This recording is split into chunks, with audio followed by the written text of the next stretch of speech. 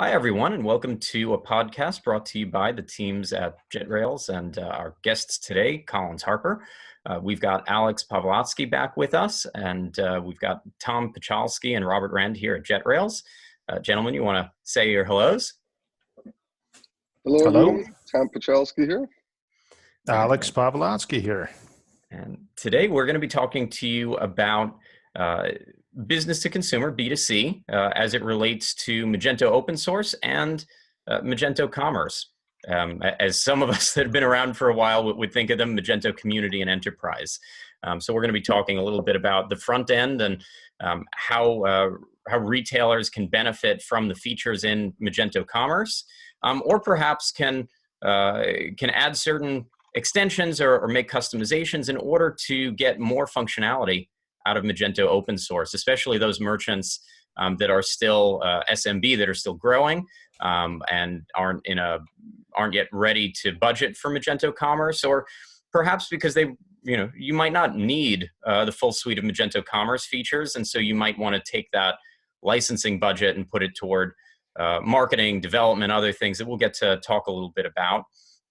And so that should be a pretty spirited conversation. However, we are tackling this piece by piece. So today's episode will be, front end and retail driven.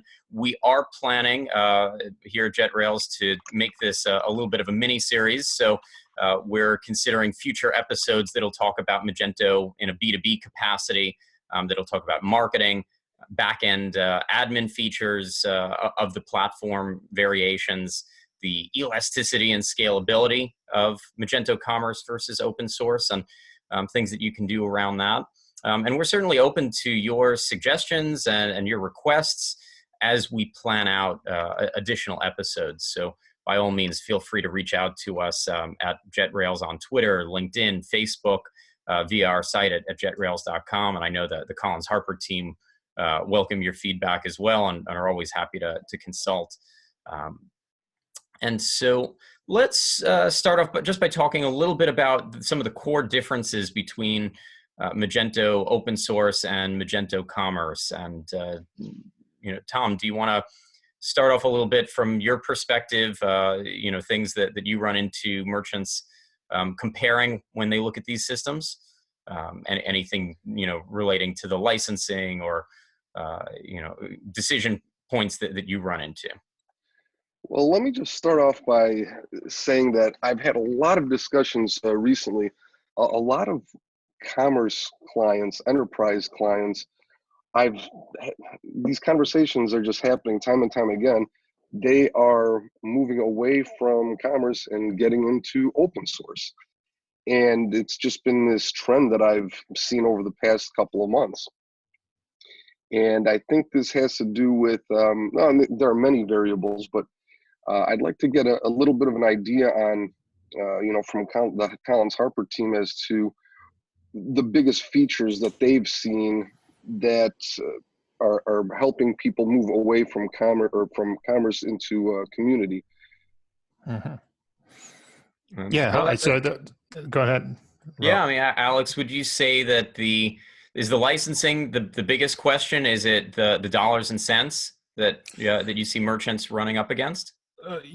Several features. So as we know, first of all, it would be good probably to compare the open source and commerce or community edition, as it was known before in commerce, in terms of features and functionality. There is a little bit of a difference, but it comes at a price as well. The average price point to pay for the Commerce edition is about $30,000, sometimes more with additional features. But at the same time, those customers that do pay for the Commerce edition, they still do not do the sites themselves. They employ professionals, they employ developers, SI, service integrators, to add on extensions, to develop their site for them. So they're thinking where they can spend $30,000 better. And if they pay $30,000 for the license, they still have to pay for the development. So some of them are thinking to take the $30,000 away from the license and spend it on development anyway. But the question back to Tom in terms of the difference of functionality and features between the two, what do you see on your end?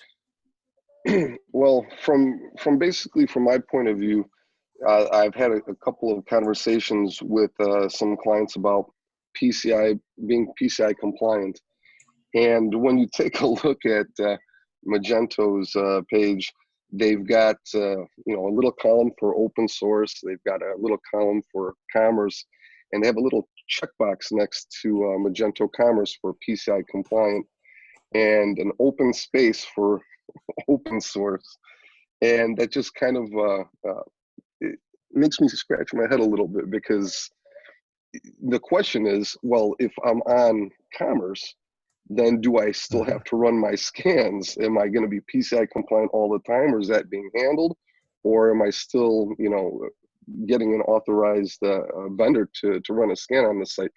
And I think the answer to that question is, well, I think you still need to get your site scanned. So I'm kind of curious as to why maybe that checkbox is still open. I looked at this. I looked at it too, and I was very much curious as well. We build a lot of payment extensions at Collins Harper, so I'm very much familiar with the PCI compliance requirements, different levels of compliance, and et cetera, et cetera. The bottom line is the responsibility for PCI compliance is on the merchant's end, is on the shopkeepers or owners, business owners' end. It is their responsibility, but the fact that Magento or the parent company Adobe put a check mark of being PCI compliant on the Commerce Edition and left that check mark out from the Community or Open Source Edition is baffling to me. Because do they suggest that the Community Edition is not PCI compliant? That means any potential hack or a breach they're responsible for. That means, but on the to clarify matter, everything that is on the marketplace, on Magento Marketplace, official extensions that are payment extensions and stuff, I extensively checked by Magento team. When we submit our extensions, like from personal experience, even when we submit our payment extensions to Marketplace, they are very, very under scrutiny in terms of PCI compliance, and so it doesn't break anything else. So everything that is on Magento Marketplace, I can't say everything, but I strongly believe that everything payment related on Magento Marketplace is PCI compliant, because if it is not, then there is a huge potential liability for Magento. So the thing that they left out, the check mark on the Community Edition, or open source as they call it now, is I think just a marketing kerfuffle than anything you might else. use if you're on the enterprise version, if you're on Magento Commerce, you might use their PCI compliant payment bridge or such. You might have some additional payment extensions that are included, modules that are included off the shelf, so that you don't necessarily need an extension for it. But Alex, I'm with you. Generally speaking, you can use lots of hosted payment options, where it's very much going to meet your PCI compliance needs. You can also snap in place a system like Bolt, which will take over the checkout in essence, and really handle a lot of the checkout optimization as well as PCI compliance and what have you. So, there is that it might be overplaying the hand a bit, although I think that there is some functionality that you can get with that enterprise license for it. But coming back to pricing, and you mentioned 30,000 as an average. I know that the pricing certainly goes up based upon your the size of your site, in essence, the revenue that you're pushing through the site. But it's an annual fee. So if you think about the cost of developing the site on open source and maintaining it versus the cost of developing and maintaining in commerce, over, what would you say, Alex, the average lifetime of one of these sites is these days? 3 years, 4 years, 5 years? Oh, that's a very, very good question. So first of all, I agree with you on the price. It comes from 30,000 and up. So a lot of people are thinking, what can I buy with this 30,000? 30,000 buys them license and a little bit of functionality, such as business-to-business marketing, backend features, the site builder, gift cards, integration and such. But, site builder, is the shop owner gonna sit and who paid 30,000 and develop the site itself? No, it's still the developers are gonna do it, and then they don't use this site builder, for example, right? They use their own internal tools that they're used to. But coming back to your question, in terms of life span of a site, that's a very difficult question, because the site starts as one thing, and 2 years later, it's the same domain name, but the site is completely different, right? Through the updates and the visual improvements and functionality improvements and so on and so forth. So I'd say the life cycle of a site is, as you said, 2-3 years. But, define the same site. The domain name is the same, but the site is growing, expanding, and changing exponentially. It's almost like a house that you don't want to actually move into a house, pay closing costs, deal with all the expense and moving companies and things if you're not going to stay for a certain number of years. And so I suppose I've always felt the same with e-commerce, that you really want to go onto a platform that you're going to get enough years out of before you have to worry about. Now you might be redesigning the front end of your site in between, but you're not going to want to migrate your data and do too much unnecessarily. You're going to want to try to avoid that. So, so people stick around. Compounding, cost. I'd also say, hopefully on Magento Commerce, you're going to use fewer extensions because there are more included. There's more, it's more feature rich. At the heart of it, Magento open source is the backbone of Magento Commerce, if you want to think of it that way. That really Magento Commerce, for the most part, you've added modules and features. And so hopefully some of those, cut down on your need for the addition of extensions and customizations. You're also getting some support. From what I've seen, on average, you're going to get faster and more curated responses from your developers, from your hosts, folks like all of us on the line, who know the site better and who have better turnaround times on that sort of. That's a very interesting point, Rob. Sorry, I interrupted you. About response time. That's very interesting. I a couple of days back was privy to a table from Magento that lists the response time for different support issues. And I know you looked at it too. So that is, the response time varies, I'll put it this way, from Magento end. Unless it is a extreme urgent matter that affects your whole site being down, the response time is within days. Other than that, it's hours. So mostly maybe that's the difference also between the commerce and open source. With open source, they always refer you to the forums and kind of do-it-yourself thing, unless you have a hosting provider like yourself, like JetRails, that answers within 20 minutes, if not less, and has not only the answer but a meaningful solution to the issue. Other than that, you will be restricted to posting forums and wait for somebody qualified or unqualified to answer this. With the commerce, they actually will respond to you, but they take sometimes days to do so, unless it's super, super urgent. Yeah. So chances are you're probably going to go to your developers and hopefully your host for resolution regardless, because it's quick. You'll end up there anyway. Yes. Yeah. Because what is cost of lost potential opportunity if your site is down several hours or several days, depending on the size of your business. Only a shop owner or maybe not completely down, but let's say that that you've got an issue that's costing you money that. I'll give you an example. I got for example, the weekend clearance, right? And the weekend clearance page is down. The site is up, or the clearance inventory database is kaput. What you gonna do? Yeah. And it's Thursday, right? So tomorrow is Friday, and then the weekend clearance starts. What you're going to do? I'm not going to wait for Magento to answer. I'm going to hail my developers and say, just do it. Yeah. Well, eat up the cost. Brings me to another topic, actually, that I've been hearing about. a lot of chatter about this now with Magento Commerce. Now it comes with the Magento hosted cloud, and they're claiming some easy deployment on their list, and that's not been the feedback that I've received from all the different development teams that I've worked with.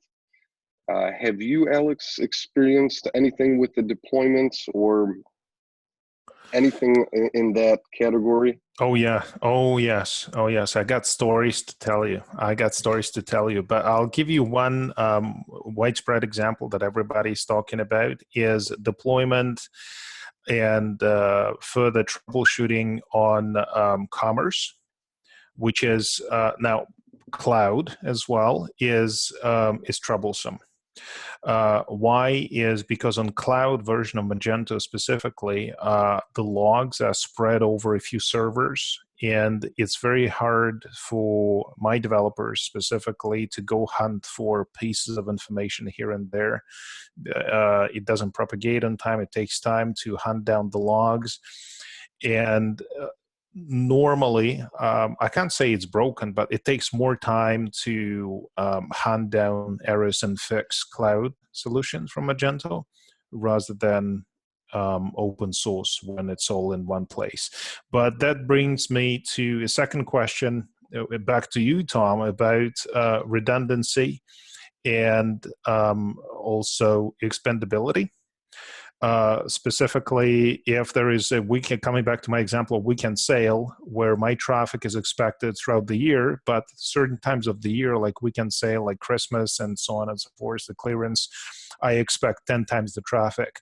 If my client is on Community Edition or open source, it is called now, what you gonna do?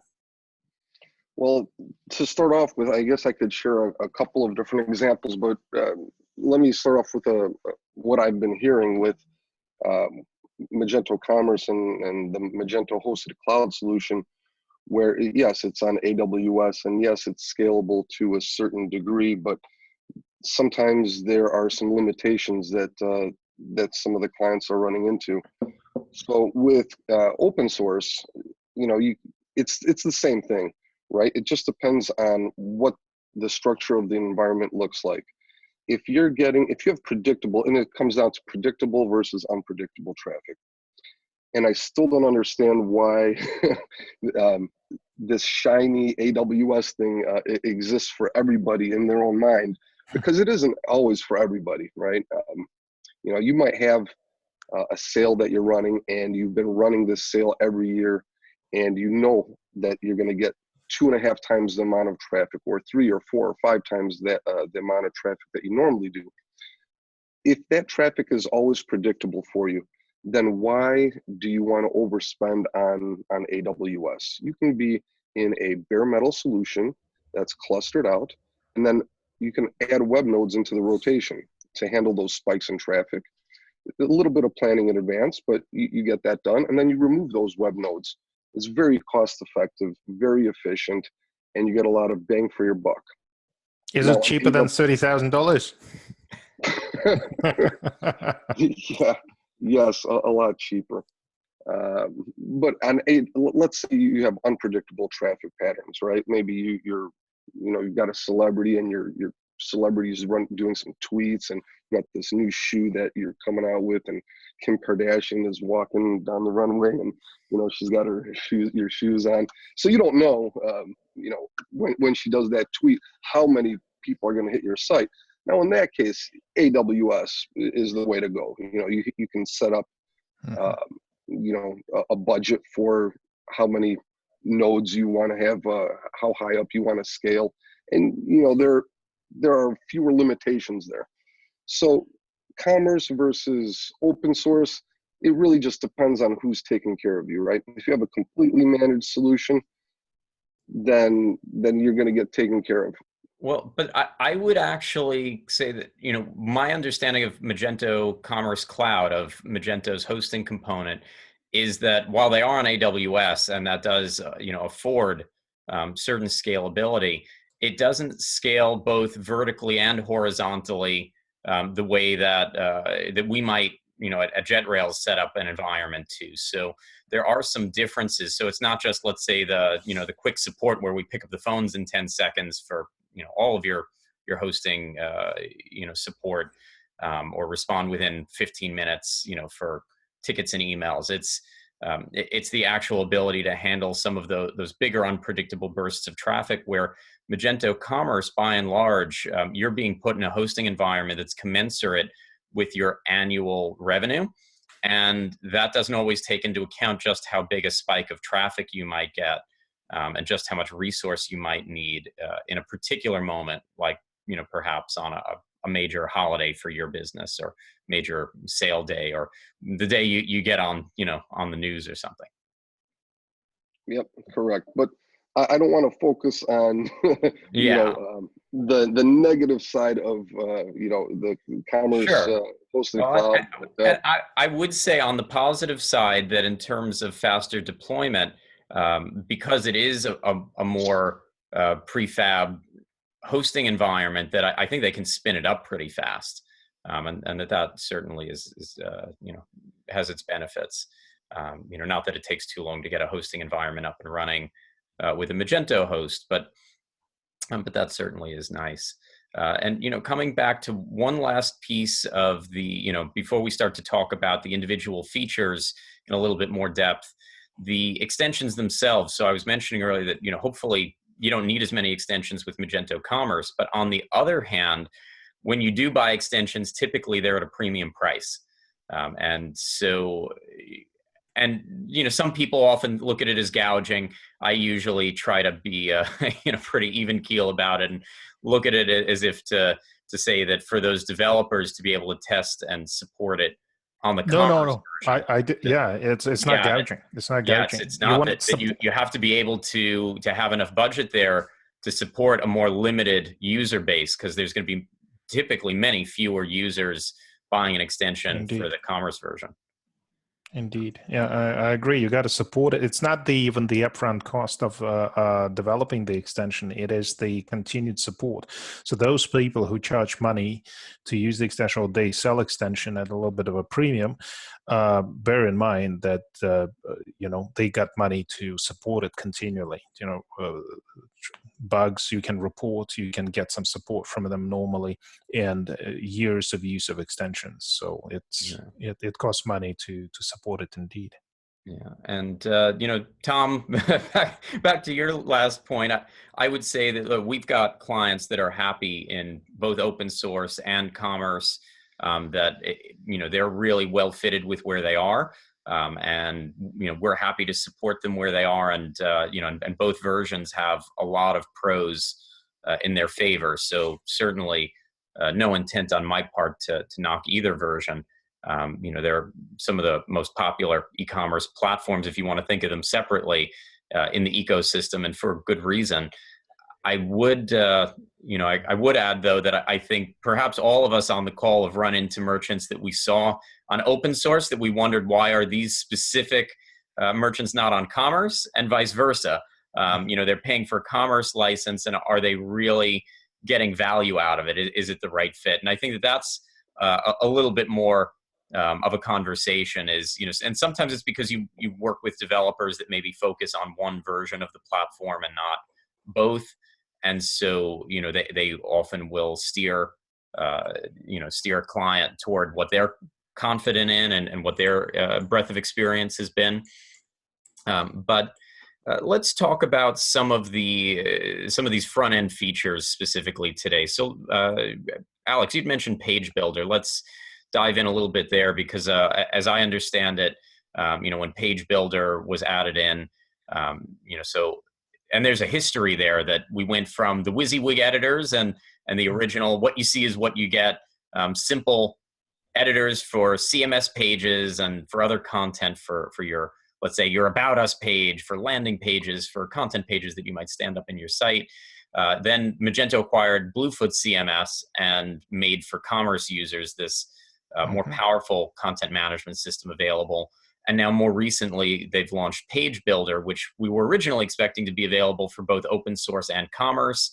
somewhere after the acquisition by Adobe, that plan seems to have changed, and it doesn't look like it'll become, according to information being shared by the Magento team, it doesn't look like it'll become available to Magento open source users. The WYSIWYG editor is certainly not grown in features. If anything, maybe it's even in the eyes of some diminished slightly. So I think that does leave a strong feature set for those Magento Commerce users. On the other hand, there is the question of how often you're using it. If you've got developers building out the pages, they're going to do it in HTML anyway. So, Alex, probably a good one for you. Yeah, that's a good one indeed, because we deal with a lot of those cases. So I haven't seen a single person using the page builder on Magento. Reason being that people, business owners specifically, who employ SI, service integrators, or they employ third-party developers or in-house developers. They pay them to create and update the site. Sometimes, and these developers don't use the page builder. Trust me, they use their internal systems. They work on CSS. They build their site using their wireframes, and then they just deploy on the server and update it their own way. Alternatively, I've seen the front end being on WordPress, that if you want CMS, and the back end is on Magento. These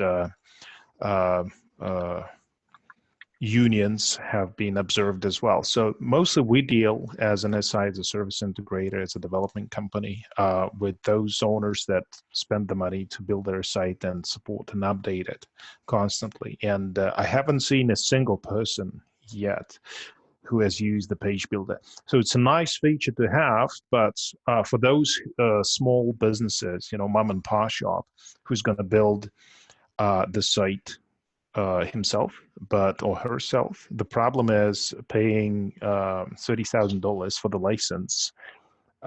You probably spend some money on developers to do it professionally for you. Sure. And in that same vein, I would say there are, if you're on open source and you're feeling, especially let's say your marketers or your admins that don't know as much HTML, feel a bit hampered, feel like they have to wait on a developer in order to do things that they want to be able to do more cost effectively, or certainly more quickly in some cases. There are some extensions in the Magento marketplace. I'm thinking that now that we know that Page Builder isn't coming to open source, that this might be an area that some of the extension developers come around and build some new tools for. But there are some extensions out there, including I noticed the SaaS extension from a company called Drag Dropper. I haven't used it personally. It looks interesting. It's something like $15 a month. So if you know of, speaking to our listeners, if you know of a system that you've had some experience with, an extension or some kind of SaaS solution or some other methodology, we'd certainly love to hear from you how you're achieving it, and what you're finding best practice to look like in your organization. Because it certainly is, a feature set that we do see a lot of chatter about right now since the release of Page Builder. And so in a related area, Magento Commerce includes certain features when it comes to content staging and preview and versioning. Tom, could you actually tell us a little bit about what we would consider best practice for staging content in a site in terms of deployments and such? So from where I'm sitting, I wouldn't typically be building out new pages in the live site. I would expect those to be built in a local staging or development environment and to get pushed up accordingly. Tom, from the hosting side of things, what would you think of that? Well, I'll tell you from the conversations that I hear time and time again, it is very, very quite simple. And what a lot of teams are known to do is sometimes overcomplicate things. What I mean by that is listen to the guys that are in the grind doing things every single day that are doing it successfully. If you have a production site please don't test changes in production. If you are going to develop, go ahead and play around in development, break it, smash it, do whatever you want with it. Once you feel good about it, push it to staging. Now, staging should be a mirror of what you have in production. Run your testing there, and then give the keys to one person that's responsible for pushing from staging to production. It is that simple. But time and time again, we'll see these, we'll see different scenarios where, oh yeah, I didn't have time. I didn't think it was going to do this. I didn't think it was going to do that. And then boom, crash. Very simple. Test in dev, spot check in staging, push to production, end of story. I don't know how much simpler I can make it.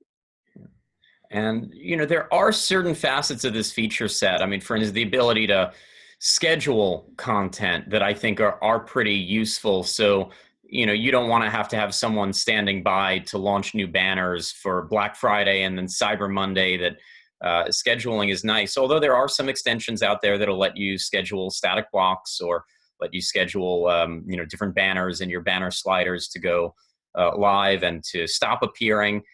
So it may not be necessarily a one-to-one equivalency with what you'd get with Magento Commerce, but if some of those features are important to you, there are certain things you can get with some off-the-shelf extensions, let alone customization that you could have written for you. So you can certainly try to bridge the gap. And let's talk a little bit about, Alex also mentioned gift cards.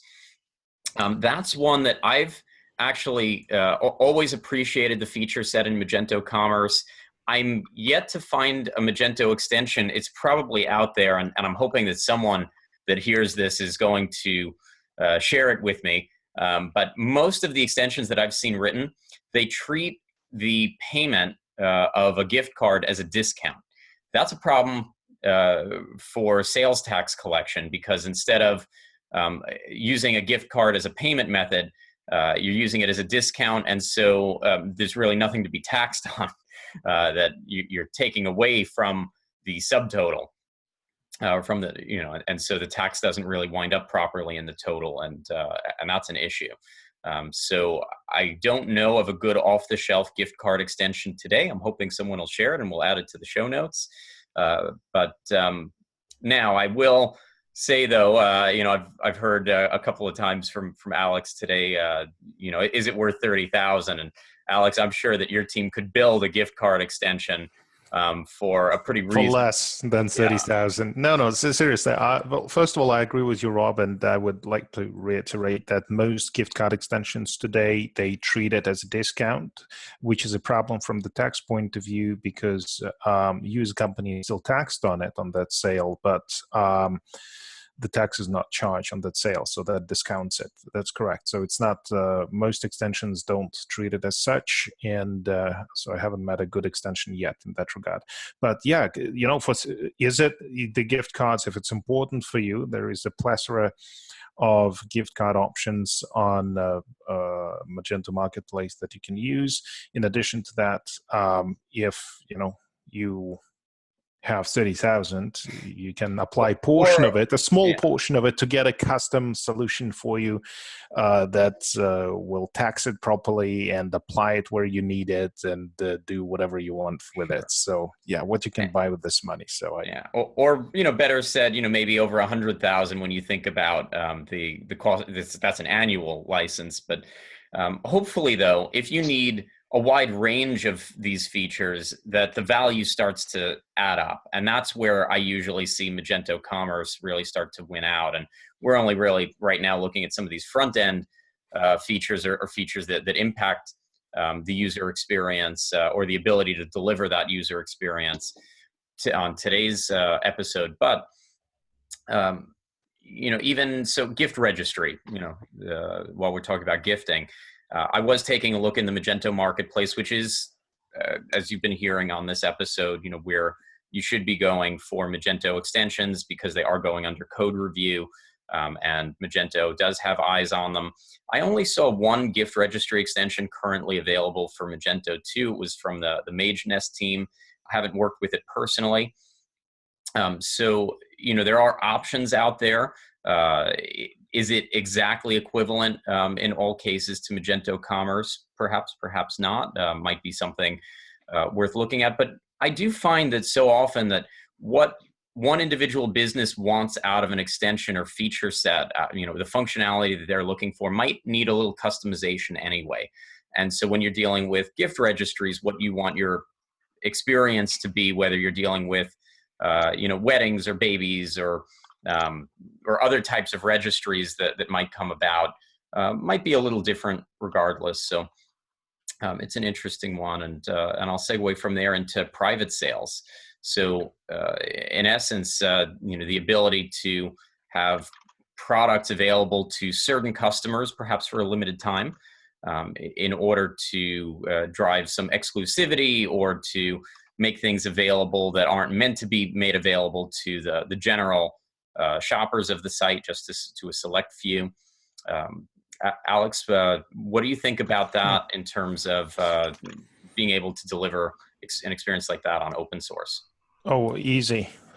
Easy peasy, because there is Amnesty, well-known extension available on the marketplace that everybody's using who's into that. In addition to that, we've built sites where we just create a page that is accessible by password. For example, we're working with some sports apparel company that services individual sports clubs, and the sports clubs make their own orders for their clientele that is branded with their sports club logo. So how we have implemented it, we have a separate page that is accessible only through credentials, login and password of the club and members of that sports club.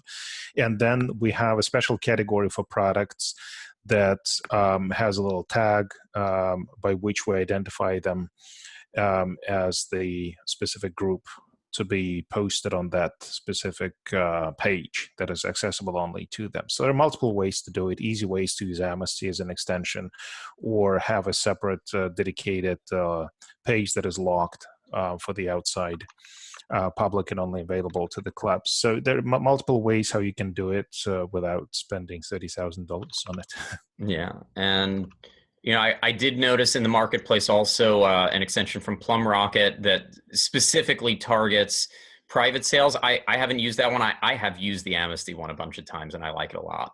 I've used it in B2B applications as well. Yeah, it's very easy to use. Yeah, everybody loves it. I'll say that I've always believed in trying to, when you can, get a majority of your extensions from the same provider. This way, they're more likely to be tested to work together. You're less likely to run into conflict. So I've typically looked at extensions from teams like Amnesty and Aheadworks that, and certainly others that have a volume of quality extensions that provide support, that maintain, different folks in the community, I'm sure, have different experiences with different extension development teams.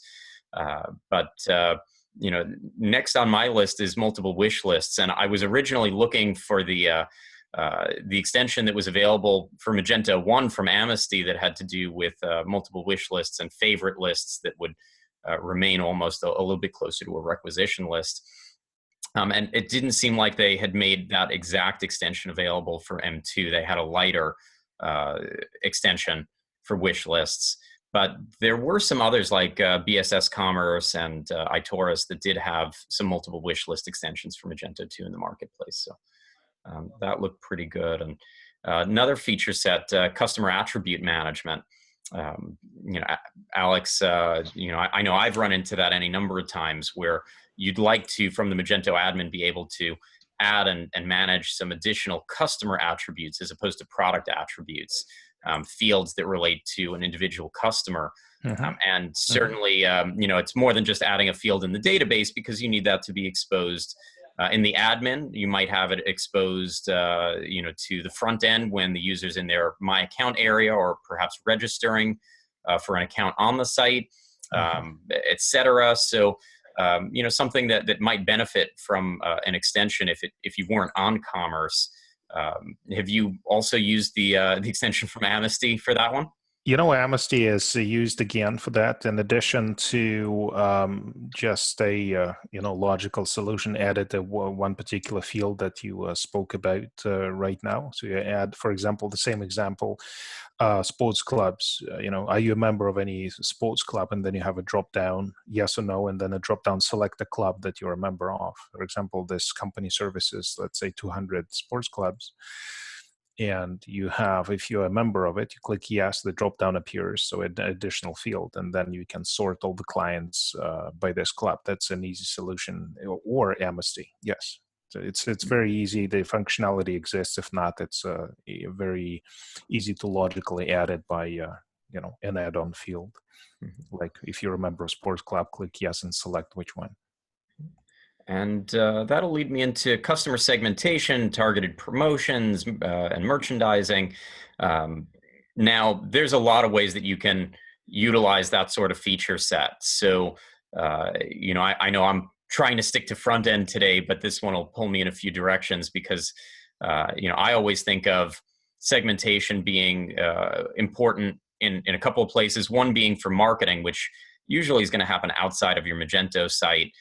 So promotions that you might send using platforms that'll handle the segmentation and automation like Emarsis, ListTrack, Bronto, Digital, et cetera, et cetera. So there's that off-site component where with Magento Commerce, you might do, a little bit natively in Magento. But by and large, I've always seen people do it in a marketing tech stack outside. But then you've got the question of segmentation for on-site and for the shopping experience, for what the shopper might see or experience while they're visiting the website itself.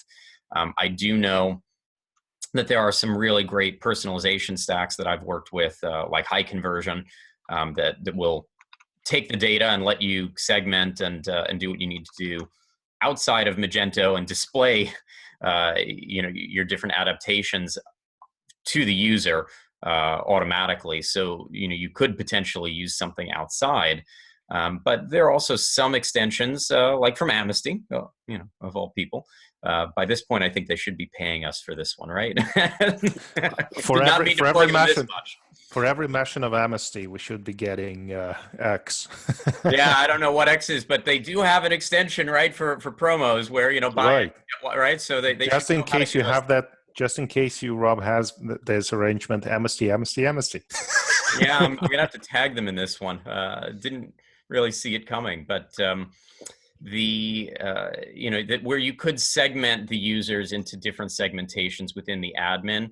But Alex, have you seen a lot of good use of that in Magento itself in terms of the user experience, segmenting in a way that you might show different products or offers or content or something else to different users based on their buying habits or some other delineation? I didn't come across it as often as I would like. It's a very interesting topic, and with the big data coming in and collecting information from your customer base, you definitely can implement that. For example, I want to target, women between 20 and 30 years old that are in this particular area. I haven't encountered this, but in some negotiation with prospective customers, they mention it from time to time that they would like to do so. And definitely data allows them to do that. There are multiple ways you can do it by the use of the extension or building it something custom functionality from scratch. I think it is very, very useful. For example, I go to a website and they know my birthday, and on my birthday they always show the coupon. Hi, we know it's your birthday, here, have a coupon, $10 off, and go crazy with it, right? Don't spend it all in one place, kind of thing. So it's good to have to segment clients and to target and show specific products to specific demographic rather. So I haven't seen it implemented well, but I, in my head, have a dozen of different solutions that I could implement. for example. One being use the extension, and then others are custom built. Yeah, and hopefully, folks on average on the size of being on Magento Commerce are more likely to be putting some time and effort into things like segmentation in general. That they've got a big enough user base, big enough customer base to really benefit from it. Oh yeah, to your point, absolutely. Unless you have the data that you bought from somewhere else, or that you have accumulated a large enough user base, this feature is not very useful for you unless you, again, have the data to play with. Once you have it, it becomes very, very useful to target specific people at certain times. And so, Tom, let's talk a little bit about site search. And I was really excited with Magento 2.3 with the availability of Elasticsearch for Magento open source users, where previously it was really only for commerce. Now, site search is crucial, because if you can't find what you're looking for, if you don't get the right matches that you should, and you don't think that the store has it, you're going to leave. If you get a bunch of, it's almost like if you had a sales rep saying, yeah, that's on aisle 4 when it's not on aisle 4, or saying, no, we don't have that when you do. You can really lose a lot of sales off of that. And I know that, a lot of us know folks at great teams like Nextopia, Search Spring, there's Instant Search Plus, Clayvu, Hawk Search, Algolia. Guys, am I missing anybody? I don't know. There's a few others out there. I'm sure somebody's going to write to me after this, but there are things that you can add that have some really strong feature sets to improve your site search, aside from using Elasticsearch. But Tom, I know that we deal with, on the hosting side, Elasticsearch a bit. Have you seen any feedback around some of these options? What I wanted to really comment on was what we're kind of alluding to here is user experience and profitability. And there are a couple of different things that I want to touch on, but just to answer your question, I'll give you a specific. So we have one client that we work with. I can't mention them, but they sell products to help people stop smoking. And they've benefited from Nextopia, specifically from their site search. So how do I answer this question? Nextopia has helped them make the visitor experience that much better. The customer comes in, they kind of have an idea of what they want, or they've seen something somewhere else, and they type it in, out it pops, you click a button, boom, it's there, and then they go into the checkout process. From the server side, is there an additional footprint if they want to use Elasticsearch instead of the native Magento search, or instead of something SaaS like Nextopia? From the JetRails point of view, is there any words of wisdom in terms of choosing to deploy Elasticsearch with your site?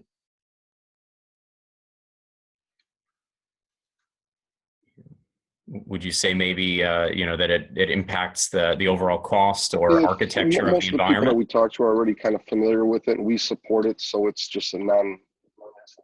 So it's pretty easy. No. So that's a pretty good one. And Alex, have you run into anything interesting on the site search side? Not really. Tom covered it very well, in fact. Awesome. So I wouldn't try to top Tom's response to that. And so another thing oh, go ahead. Yeah, no, Tom, by all means. What I wanted to do is kind of shift gears just for a second and talk about the revenue, because a lot of the people that I think that are watching this video are debating. They're on the fence. Maybe they're going, okay, do I go open source? Do I go commerce? And one of the things I always get down to is the juice worth the squeeze? And how can I get my site to generate more revenue? And it brings me to an example that has just blown me away. I don't know if I can talk about the specifics of them, but there's a client that we work with that sells very, very high-end equipment that you can use to hear things. So, they can charge upwards to, a couple $1,000s for some headphones. And one of the things that they experienced in the past was fraudulent orders, and the checkout process being kind of long and lengthy, and sometimes abandoned carts were a big issue. So when I found out that they were using Bolt for payments, that kind of made me feel good, because not only are they able to manipulate, just modify Magento a little bit in that department and give that customer like an AWS, not AWS, but an Amazon style checkout where it's super fast and easy, but they were able to get an extra about 29 to 30% increase in their conversions just by eliminating the fraudulent orders and streamlining their checkout process. Now, 29% is a big number. And when you take one of their products, let's call it, these headphones that are $3,000, you get 5 of those that are fraudulent. That adds up to a big stack of cash. So where am I going with this? There are, if you look at the list on Magento's site, open source versus commerce, there are 26 line items. Out of those 26, I'm just doing a quick little count here. It looks like about 14 of them or so are available through third parties. So what that's leading me to say is, a majority of what you can accomplish on commerce, you can do on open source. And almost in very many cases, you can even do them a little bit better. And please, whoever's watching this video, when you're on the fence, just think about it in terms of dollars and cents. Is the juice worth the squeeze? Don't be one of those people that we talk to that we're scratching our heads going, why are you on open source? Or why are you on Commerce Cloud, when you really don't need to be there? So that's really all I wanted to do, is leave it off with that, is make sure the dollars and cents make sense. No, I got a business case. To your point, Tom, about switching gears and talking about numbers. It's a business case for every business owner. There must be a little calculus. Is it worth it? So I would just build a table in my head or on a piece of paper, Excel, or whatever else you use, Doc, Google Sheets, and put on one side, there's commerce solution. There's $30,000. Okay, it includes this, and this functionality. And Alex, not to interrupt, but that's just starting. We work with clients that spend $200,000 a year on the license. So, 30. Yeah, 30 is a starting point. Exactly. It's not 30. I'm just giving a number, but it could be $200,000 for what I know, depending on the size and the functionality that you want. But let's say 30,000. Okay, on the low. This is the lowest, by the way.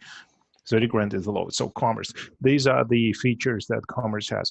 Am I going to use it, or my development team going to use it? Probably no to most of it. Maybe some of it, yes. Then on the other side, I would put, okay, open source. Then I need to pay for the hosting. Okay, what this payment will be. Okay, it's less than 30,000. Then I'm going to pay developers to build it, and then I'm going to include maybe 5, 7, 10 extensions that are paid extensions. It's going to be okay, a couple of thousand there. Is it less than 30? Or 200 or 100, whatever your number will be, so that's just the business. And then functionality wise, is my hosting provider, are the developers good enough that they're going to support it? Is my hosting provider responsive enough? Is it going to handle my boost in traffic, and et cetera, et cetera? And the bottom line is price and the quality of support and responsiveness. Yeah, and another thing to add, just because you're Magento Commerce doesn't necessarily mean you're stuck with the Magento hosted cloud solution that they have. I mean, we have clients that are generating $200 million in revenue, that they have policies in place. I mean, these are large companies, and they have to have an enterprise product.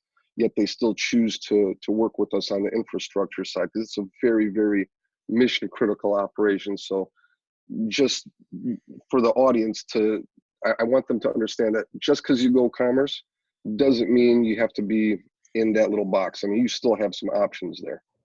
Well, and to that extent, that just because you go commerce doesn't mean that you don't use a third party for some of these features. So just because you could do certain segmentation in Magento natively, or use certain, Elasticsearch or site search features, doesn't mean that you don't bring in a third party, as often happens. So in some cases, you're almost, double dipping. But it's about what brings you the best ROI. It's about what brings you value, and that's what it always comes down to. I'll touch on a few last items that I think, in one way or another, might impact that front end experience a little bit before we wrap for today. And so, RMA Return Management. You get your order. It's damaged. It's the wrong item. It doesn't fit. Something about it, just rubs you the wrong way, and it's time to return it. Obviously, for a bigger operation, you really don't want to be dealing with one-off emails or something else. Now, I've certainly seen some merchants that have a process for handling this through their help desk, through a system like Zendesk. I've seen some that'll use a system like ShipStation that actually has a return system that you can brand, and might be interesting to get those folks to show us a little bit under the hood of what some of the latest is there. But there are also some extensions that you could potentially work with. But it is nice with Commerce to just have that off the shelf and have it ready to go. I'll say that much. And we've got our automatic related products, upsells and cross-sells. Now, there are established extensions from teams like a Headworks that'll fit that need. But you might also even, and from a Headworks specifically, I've used some of their other extensions that have to do with customers that viewed this product also viewed this, customers that bought this product also bought this. So it's not necessarily, that there's a one size fits all, depending on the nature of your customer base, how often they're returning, what kind of data you're collecting. There might actually be an extension that's more helpful to you in the long run, or there might be a personalization engine that you connect to your Magento site that'll be even more powerful and that'll look at even more data points. So I suppose that that's another one that it's really nice to have something off the shelf, especially if you've got a big catalog. You really don't want to be manually setting your related products, upsells and cross sells. But there are extensions that'll work for you, and there are third parties. And I suppose last, and I'll probably get a little feedback on this one, reward points and loyalty. That Magento Commerce has got something off the shelf for that, but it might not compete head on with, let's say, Smile.io, formerly Sweet Tooth Rewards, or Loyalty Lion. Alex, have you seen for any of these last items, where maybe users are going to wind up perhaps adding on one of these SaaS solutions or an extension, as opposed to maybe what they might get natively off of Magento Commerce? Yeah, you know what, Sweet Tooth is great. Now it is Smile.io. Everybody's using that. It's quite popular.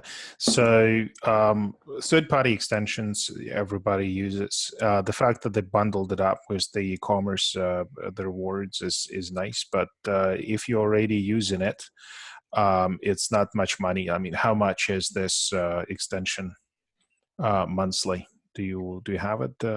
I don't have the latest. That's a great question. And that might be another one worth wrapping into where we take a little bit of a deeper dive, comparing a bit.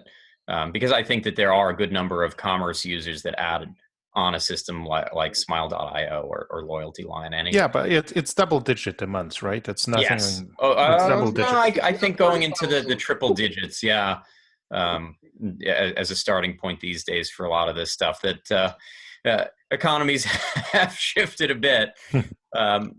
But